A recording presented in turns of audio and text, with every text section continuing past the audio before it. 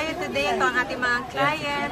Si Ma'am Sophia, nag-purchase siya ng kanyang bagong iPhone 13 512. Na-check na natin na hindi siya activated. Hi, Ma'am Sophia! Ayan, dito po. Vacation ba, Ma'am, today? Hindi. Bigay ng tita niya. Graduate. Wow, congratulations, Ma'am. Graduate na siya ng high school, Ma'am. Hindi. Grade 6. Grade 6 lang. Bongga. So, 90 degrees siya.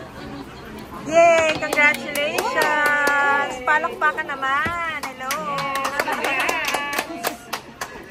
Graduate na siya ng grade 6. Sophia, para makita yung hello. Very shy si Ma'am Sophia. Ikaw na lang, Ma'am Rose Ann, ano masasabi mo?